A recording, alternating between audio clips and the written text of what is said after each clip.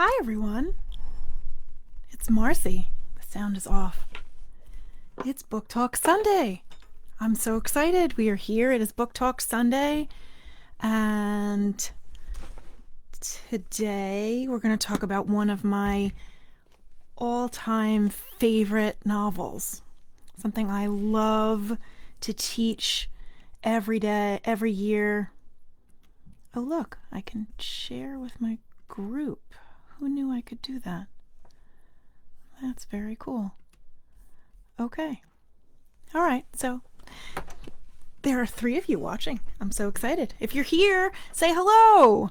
Why not say something in the chat? Let me know you're here. Say hi. How's your weekend going?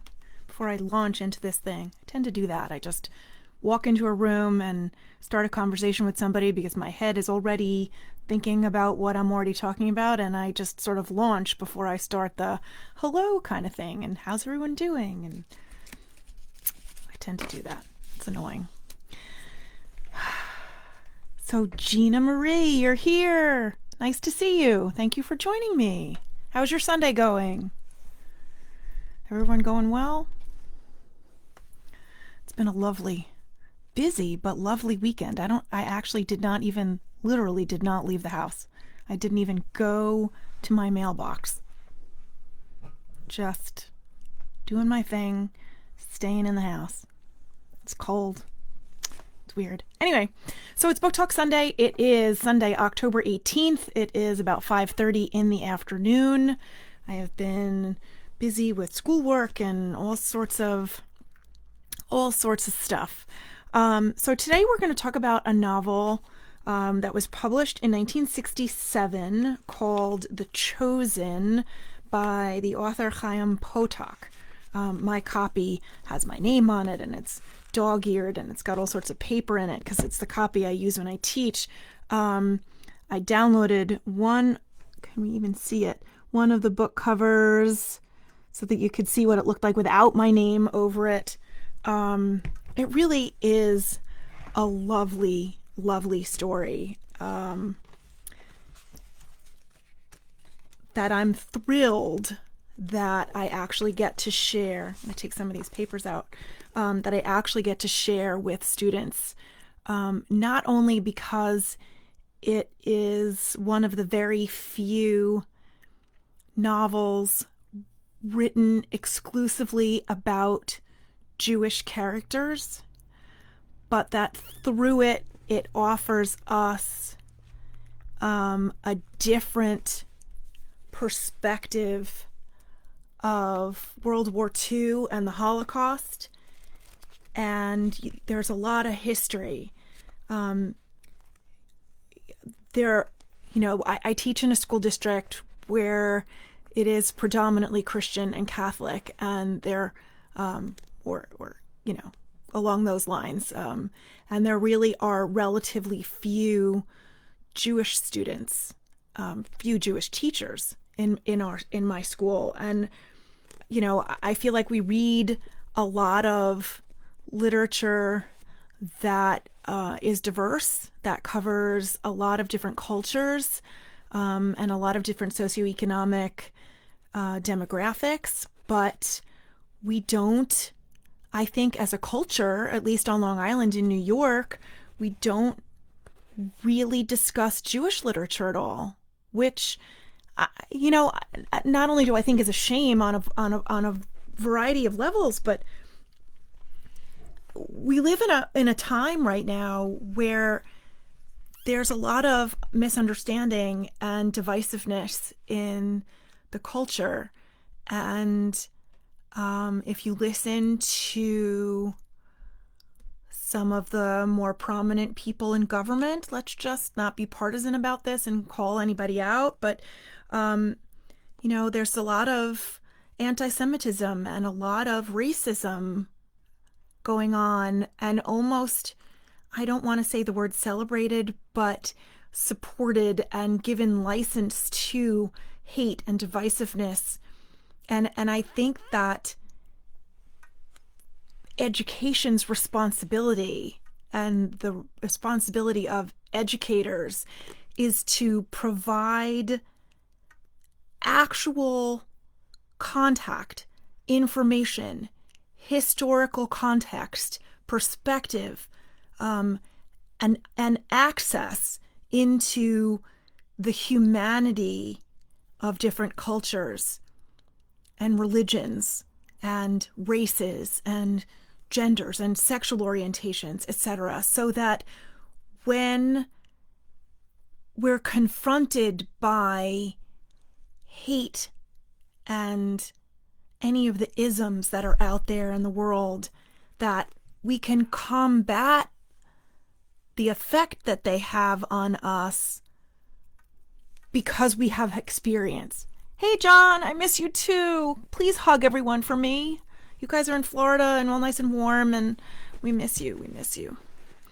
And so I like to read novels like The Color Purple with black protagonists, and novels like The Chosen with Jewish protagonists to provide knowledge and context and history and connection and shared humanity with my students, so they see different people who might look and dress and behave slightly differently, wanting and feeling the same exact way that they want and feel. And I can't, I think, overstate the value and the importance of that in our community and our culture right now. So I see that as my number one responsibility as an educator. Anyway, so Chaim Potok wrote this story. It's a coming of age novel. We've got two 16-year-old boys in two different high schools in the same neighborhood in Brooklyn, in New York. And it's the mid-40s, like during World War II, before the world really listened and figured out what was going on with the Holocaust. And what we have is a boy named Danny Saunders, who is the son of the local Hasidic sect's tzaddik, like the head of that theological community in Orthodox Judaism is called a tzaddik, Tzaddik. And he's more than just a rabbi. He's a community leader. He's the arbiter of conflict. He directs prayer and learning and bar mitzvahs, the young boys, and directs their services. And like, he's the hub, the center, the glue of the community. And so he has a son, his oldest. This is a boy named Danny, and he is educated within their community. And it's sort of a given that when his father is too old to keep his tzaddik duties or dies or something, that Danny will take over as tzaddik, that it's an inherited position, and one that he doesn't really have a choice about, or that's what he feels anyway. And then the other boy is Reuven Malter, and he is the same exact age. They are within weeks of each other. They were born within weeks of each other in the same hospital, in the same neighborhood in Brooklyn, a couple of blocks away. But this young man, Reuven, is also religious, but he's not, but he's Orthodox. He's not Hasidic. And the Hasidic community stays among itself and doesn't really have a secular component. They don't go to movies. They don't partake in the rest of what we would consider like our normal social sphere. They are very cloistered. And Reuven's community, although extremely religious, and they also still wear yarmulkes, and they wear certain of similar ceremonial clothing without the black hat, the black coats and the hats and so on. But they are allowed to go to movies, and they listen to music, and they partake in secular culture and secular economy a lot more. and and these two boys are very unlikely friends. It's unlikely that they would ever really get to know each other because of an inherent sort of contextual divisiveness between the two communities within Judaism, which is interesting to talk about. But the book opens up as a baseball game is going on. The Hasidic team versus the Orthodox team, and they're playing baseball. And it's a venomous game full of competitiveness and almost violence. You know, like it's not just baseball they're fighting, but it's World War II they're fighting. They're also fighting kind of for the pride of their sect of Judaism. Like if they lose, it's like losing for everyone in their community. So these boys put in an immense amount of pressure. And the writing is just exquisite. The whole first chapter is like play by play with color announcing and emotional intelligence and emotional descriptions of the characters and the teams as they get up at bat and who's practicing and what is the coach doing. And it's just, it's fast paced and really extremely well written. And then the first chapter ends with an accident, and Danny is pitching to Reuven, who's up at bat. And, you know, Danny's got this ball and he's pitching it to Reuven, and this is like the pitch that's going to clinch the whole game. And he has to strike Reuven out to gain the upper hand, to win the game for God, for the Hasidic community, and he hits it right into Reuven's glasses. And, you know, it's like the mid-1940s, so you don't have the polycarbonate lenses that I have in my glasses. The reason they're called glasses is because the lenses used to be glass, right?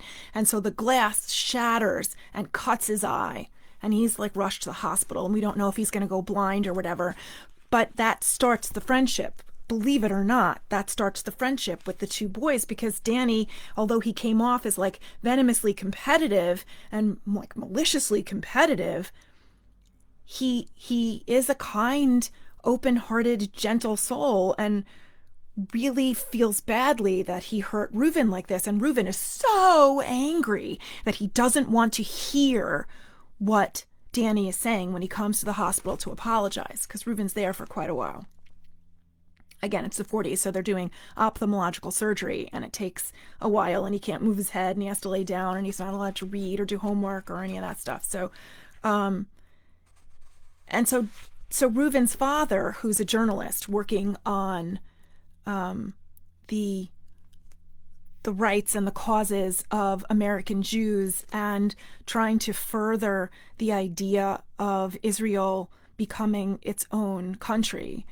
And so he's writing speeches and articles and all sorts of things. And he's a professor, a mathematics professor. Not a mathematics professor, I'm sorry. He's a Talmudic professor at a university. And what he says to his father, what the father says to Reuven, is that we each have the duty to make friends, and that friends are our teachers, and Reuven needs to listen to Danny's apology. He doesn't necessarily need to accept it, although that would be great, but he needs to listen to it and accept it, even if he doesn't forgive him. So the story continues. So there's a lot involved in the relationships. It's like Danny and Reuven have a relationship, a friendship that's growing. Danny has a relationship with Reuven's father. Reuven has a relationship with Danny's father. And then although they never meet in person, there is an intellectual relationship between the two fathers, the tzaddik, Reb Saunders, and Reuven Malter's father, David Malter. And so it's just this lovely, charming story about personal growth and honesty and devotion and how difficult it can be to be somebody's friend sometimes. Like we're all down for it when we're watching Netflix or we're having a conversation or sharing a bottle of wine or having dinner or whatever. Friendship's easy when friendship's easy. But friendship, if you really, really care about somebody, you're going to go out of your way to call them on their shit. You're going to go out of your way to tell them when you think that what they're doing is a bad decision, or when they're lying to themselves and they need to face reality, or when you're giving them advice over how to handle a situation. If your friend is wrong and they need to do something about it, a good friend is going to tell them, in a kind, open-hearted way, but you're not going to sweep it under the rug when you know your friend is wrong and say, oh, you're right, that other person is wrong, because it's a disservice to the friendship. It's a disservice to the trust that you have there. You guys have friends like this? Anybody here have friends like this? I am blessed to have some very good friends like this. My best friend Tim, who I don't think is watching, our friendship with each other is extraordinary like this. We have this thing, we call each other on each other's shit. When I think he's deluding himself and I think he's procrastinating and whatever, I call him on it, and he's done the same thing with me. Hey, Christina, how are you, honey? I miss you. On a big hug. It's weird. You guys can all see me live, but I can't see any of you. It should be like a thing, You should be able to have these little videos next to your names where I can see what you look like or see your cute faces. Christina, it's a fine line between trying to discuss a difficult wrong a friend has committed and not rub their noses in it. Absolutely. You don't want to do it with vitriol. You don't want to do it with judgment. You don't want to do it in a way that makes them feel bad, unnecessarily guilty, or shamed, I guess is the best word. If they're being vulnerable, or they're saying, communicating something to you, I'm totally not explaining this right. But if you call them on their thing, imagine chewing sounds? I don't even understand that. Okay. But if you're calling them on something that you think that they should do differently or could handle differently, the trick is to do it without shaming them or without overly judging them. You really are coming from a place of love and kindness by wanting them to be the best that they can be in any situation. So, and you want them to be happy. So it's important to talk about those things. Tim did this to me thousands of times over the years when I was thinking that I was thinking right about something and I had this idea in my head and I was upset and like butting my head against that brick wall of confusion or whatever, and he'd be like, yeah, no, don't look at it that way, flip the script and look at it this way, and that made a huge difference for me so many times. But it's not easy.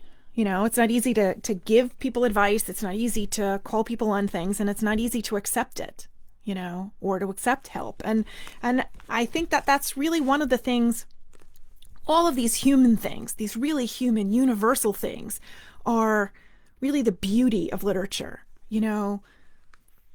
that we can see how other characters handle these things, the human situations that they find themselves in, and the thought processes and the behaviors, and what do they do, how do they react within them, and then how do they solve the problem or extricate themselves from the situation. I find that the most compelling and beautiful reason to read. And there's a great movie about this, that is The Chosen. It was made, I want to say, like in the late 80s, like 88 or 89. It was really a wonderful movie. So if you're not a reader, but you're interested in the story, they do a phenomenal job. I know it's on Amazon. It might be on Netflix. what's the name of the guy? The actor, Bobby. No, I don't know. I can see all their faces. The movie's wonderful. Yeah, I can't. I should have looked it up ahead of time, the name of the actors who were in it, but I did not, alas, did not do that. But the movie is extraordinary. And so if you're not a reader, but you're intrigued by the story, I would suggest that you watch the movie because you can get it done in 2 hours versus reading. I read very slowly. You'd think as an English teacher and an avid reader, I would have learned to read faster, but I just don't. I read a little pitifully slowly. Otherwise, I miss details. I miss the fine tuning and the crafting of the language, which I so enjoy. It's like it is a work of art, is exactly what it is. The way an author depicts a certain scene or an emotion or a conversation is just fabulous. And I should have picked a section to read to you because that's normally what I do, but I did not. Alas, I did not do that. I apologize. So let's see. Can I find quickly something that would be interesting, that would describe what it is I'm talking about? There's also a whole long section in here that talks about the history of Judaism in a very interesting way, and yet is extremely fact-based and historical-based. It's wonderful. Here, beginning of chapter 5. Let's take a look. So now Reuven has been let out of the hospital, and he's coming home for the first time, and after the eye surgery. So it's chapter 5, and I wrote all over it because, that's what I do. We took a cab, and on the way home, my father handed me my other pair of glasses with a warning not to read until Dr. Sneidman told me I could, and I put them on. The world jumped into focus, and everything looked suddenly bright and fresh and clean, as it does on an early morning with the sun on the trees, and there was newness everywhere, a feeling that I had been away a long time in a dark place and was now returning home to sunlight. We lived on the first floor of a 3-story brownstone house that stood on a quiet street just off busy Lee Avenue. The brownstone row houses lined both sides of the street, and long, wide stone stairways led from the sidewalks to the frosted glass double doors of the entrances. Tall sycamores stood in front of the houses, and their leaves threw cool shadows onto the paved ground. There was a gentle breeze, and I could hear the leaves moving over my head. In front of each house was a tiny lawn planted with either morning glories or a hydrangea bush. The hydrangea bush, or snowball bush as we called it, we have one too, on our lawn, glowed in the sunlight, and I stared at it. I had never really paid any attention to it before. Now it seemed suddenly luminous and alive. We climbed up the wide stone staircase and came through the vestibule into the long hallway, where it was dark and cool and narrow like the corridor of a railroad car. The door to our apartment was at the end of the hallway, below and to the right of the staircase that led to the 2 stories above us. My father put his key into the lock, and we stepped inside. I could smell the chicken soup immediately. I had only taken 2 or 3 steps when Manya, our Russian housekeeper, came running out of the kitchen in her long apron, her man-sized shoes with strands of dark hair falling across her forehead from the braided bun on top of her head, scooped me into her huge arms as though I were a leaf, and smothered me with a hug that pushed air from my lungs and left me breathless.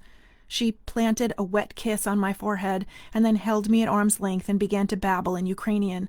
I couldn't understand what she was saying, but I could see her eyes were moist and she was biting her lips to keep from crying. She released me, and I stood there smiling and catching my breath while my father talked to her. That's just a bit of the description. I can picture what the street looked like, and I can picture what the house looked like, and it's just it's beautiful, and it's all told in first person, past tense. It's all a recollection from Reuven Malter's points of view. It's really a lovely story. Anyway, so that's Book Talk Sunday, And hopefully you'll all pick it up. You can get it wherever books are sold. It's in almost every single library. You can get it on Libby if you download the Libby app to your phone and connect it to your local library through your library card. You can download and borrow ebooks and audiobooks from the library system. There's an independent bookshop alternative to Amazon called It's actually called Bookshop, bookshop.com. And they order books that are supported through the big community of the independent booksellers all across the United States. So you can get the book there. I will drop a few links. Hopefully I'll figure out where the movie is streaming, and I'll add that to the bottom underneath the video when I put it on my YouTube channel, and links to purchase the book, and that's that. So I'm so glad that you all joined me, and hopefully if you're watching this in the replay, either here on Facebook or on my YouTube channel, What's Up Marci, you'll have found this interesting, and you will go seek out this book. I highly recommend it. It's The Chosen by Chaim Potok, Potok. And that's that. So be sure to join me here as I go live again Tuesday night in 2 days, on the 20th of October at 8:30 p.m. Eastern Time, right here live on Facebook for my new show, Ask Me Anything. This will be week number 4. I already have one question lined up for Tuesday, but if you have another question, send it to me through Facebook, send it to me through Facebook Messenger, or if you would like to do Instagram and message me that way, I'm at Marci Brockman, BROCKMANN 27, Marci Brockman 27. So there's plenty of ways to get in touch with me. Please ask your questions or show up live and ask me your question here. There is no question more too personal or too embarrassing or anything. And if you message me ahead of time if you have a question and you don't want me to say your name, I will not say your name. But the only stupid question is the one that's not answered. Who remembers that from 4th grade? Anyway, so that's it. So thank you for your time. I totally appreciate you taking this time out of your Sunday evenings and joining me for Book Talk Sunday. Thanks, everyone. Love you. Bye.